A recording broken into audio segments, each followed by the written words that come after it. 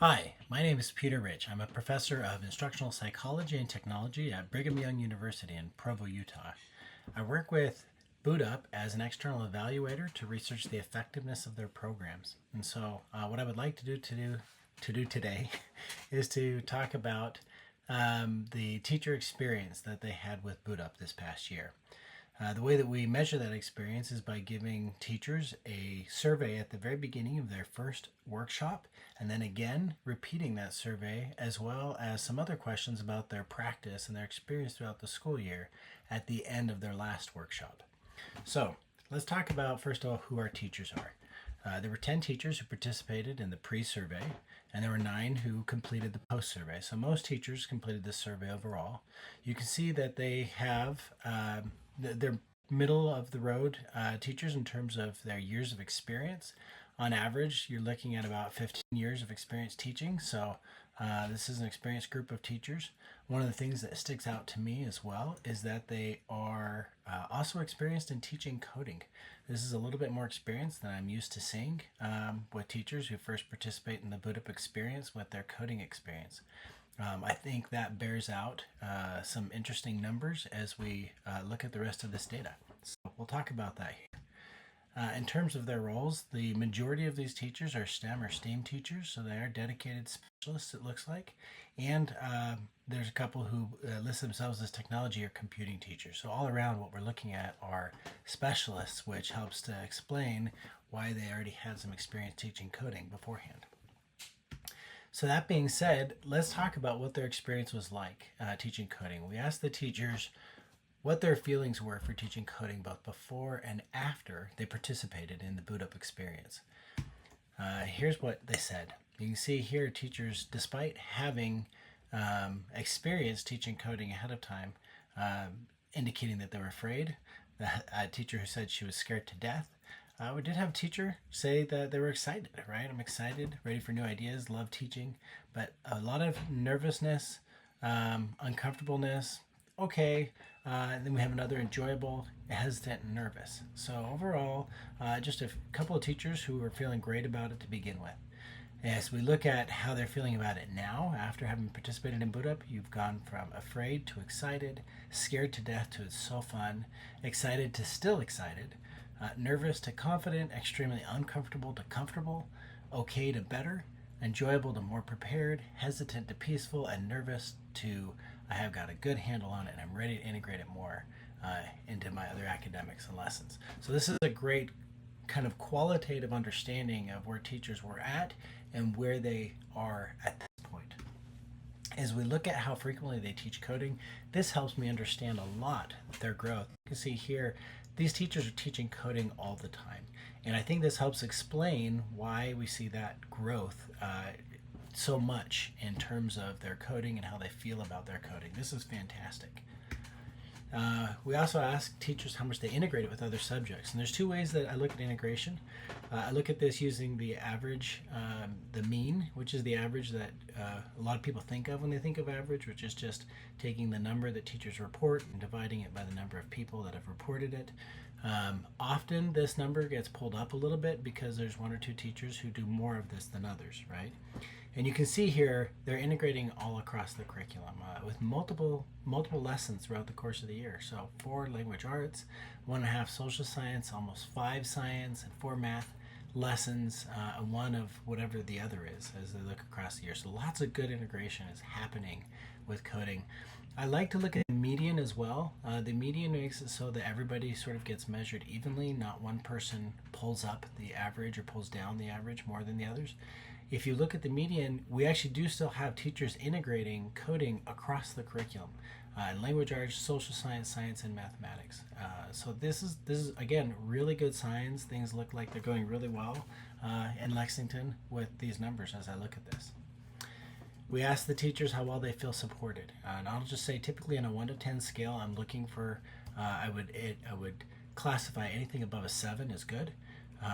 Above an 8 is great, and above a 9 is incredible. As you look at averages above 9s, it just doesn't usually happen. So the fact here that these Lexington teachers feel highly supported by BootUp, their instructional coach, the district, and students' families is really notable. all of those are a 9 or higher, which is just incredible to look at that as an average. Uh, they don't feel as supported, but still feel quite supported by other teachers at their school. I think that's really important, especially considering these are specialists. With specialists, this is the area where I usually see them feeling less supported, and usually that ends up being below a 6 in terms of how specialists feel supported. So even though it's not as high as you might see with the boot up and their instructional coaches, the fact that it's above a 7 with other teachers at their school tells me that they do feel supported overall from their colleagues and their peers, and so that's a good sign. The principal is right there at that 7 level, so it's not at the 7, so I'm not actually too concerned though, because it's at 6.9. It's really close. So when you extend that decimal out, it ends up being really close to a 7. So overall, they feel pretty well supported about those that are around them in their community. So that's good overall. I asked teachers about their successes and their challenges in teaching coding. These are open-ended responses and that I classified afterwards into different groupings. The major success that teachers felt here is their student interest. This is when they talk about students being engaged, having fun, asking to code, and student ability was right behind that. And this is things having to do with students' skills that they have developed and their cognitive ability to code. You can see here student interest, ability, problem solving, and resilience are all things that teachers pointed out as successes that they noted. As far as challenges, and I apologize, let me read one of these quotes about successes from the teachers here at the bottom. You see, my younger students love coding. It is something new for them. They always ask if we're doing coding when they come to class. The students picked up on how to use the Scratch Junior blocks very quickly. This enabled them to expand and extend the projects they've worked on this year. So great talking about the success, especially with their younger children, that this teacher has experienced. As far as challenges go, they're all across the board. I don't see a single challenge that stuck out to me as the challenge that these Lexington teachers are facing. Time always is a challenge that teachers mention, but only 2 of them mentioned it. And you can see it's just all across the board. Different teachers are experiencing different challenges. So this gives you an idea of the types of things that they might find challenging as they're trying to implement coding. But there's no one thing that I could say is the major challenge that they're experiencing. The survey we give at the beginning of the year is a Likert type survey with about 30 questions where teachers answer. They tell us the degree to which they agree or disagree with those statements. So the value statements, you can see here this scale goes from 1 to 6. The bottom of the scale is strongly disagree, and then 2 is a disagree, and 3 is somewhat disagree. So 4, 5, and 6 are the positive side of those things: somewhat agree, agree, and strongly agree.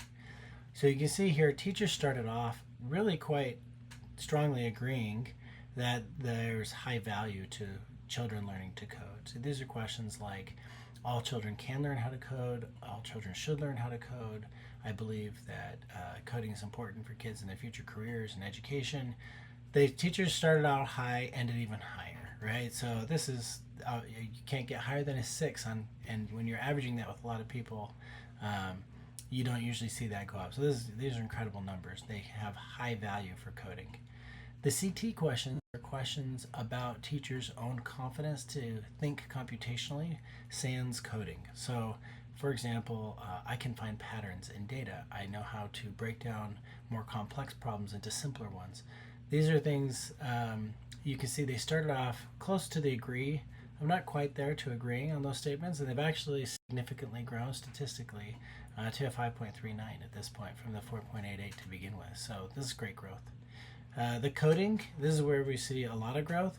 They started off somewhat agreeing that they could code. These are questions that are specific to the lingo of coding, things having to do with sequencing and loops and conditional logic. Now they are firmly above the agree that they can do those things. So this is great. Again, they're starting higher than I normally see boot up teachers start, and that's because these are technology and STEM teachers. They already had several years of experience, but even with those years of experience, they only somewhat agreed that they could code to begin with their own confidence for coding. And now they're firmly in the camp of believing that they can code and having confidence for that. And likewise, you see they were sort of halfway between somewhat agree and agree on their ability to teach coding to begin with, and that's jumped up a whole point, where they're quite firmly between agree and strongly agree on their ability to teach coding. This has to do with things like I know where to find the resources to teach coding, I can help students debug their programs when they're coding, things that have to do specifically with the teaching of coding, TPAC as it were. So wonderful growth all around, higher numbers than I'm used to seeing, and again that likely has to do with the fact that they are technology and STEM teachers, but also important to point out that despite the fact that they're there, you can still see quite a bit of growth that happened over the course of this year. When we look at teacher attitudes, their confidence to teach coding is about a 6.5 out of 10 to begin with. Again, that's higher than I normally see teachers start off with who haven't coded before, but they have coded.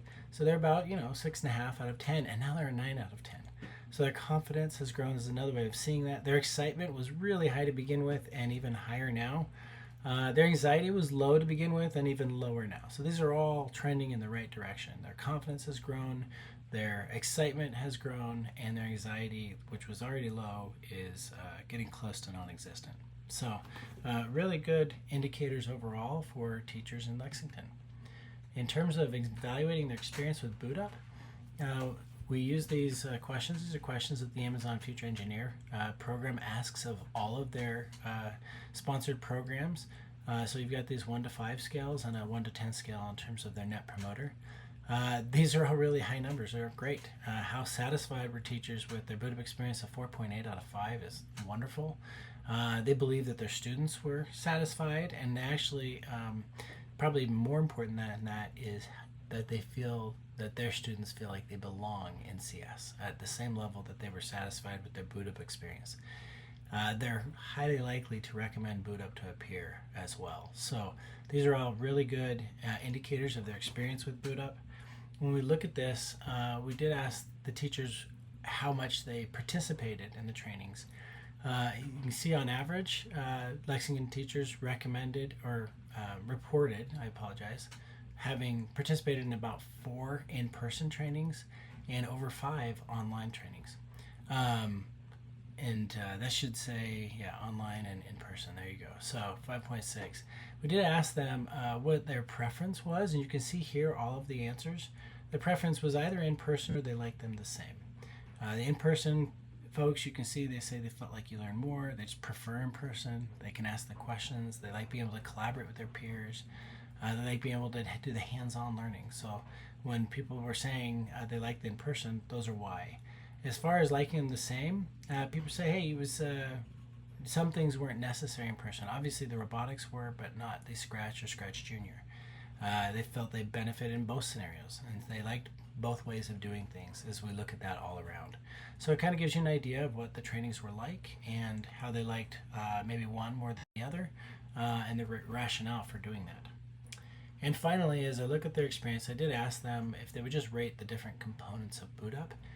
All of these are rated really highly. You've got all of them except for one were rated above a 9. The one that wasn't was just the sharing of projects and ideas, but that's at an 8.5, which is, again, those are great numbers. It's really high. And so teachers all around liked every aspect, as far as I can tell, of their BootUp experience in Lexington this year. So that's all the data that I have in terms of looking at their experience. There is the option for teachers to collect data from students to be able to see how students' attitudes and their cognitive abilities change from the beginning to the ending of the year. So if you would like to give those surveys out at the beginning and the end of the school year this next year, I would love for you to be able to do that, because you'd be able then to be able to see growth in students or change in students as they participate in these coding experiences. And finally, if you're interested in understanding what parents' perceptions are like in your community, we do have a survey that you can use to give to parents and see how their attitudes may be affected as you teach coding in the classroom. So that's it from me. If you have any questions, please feel free to contact me. You can do that through BootUp, and I would love to answer any questions you might have. Have a great day.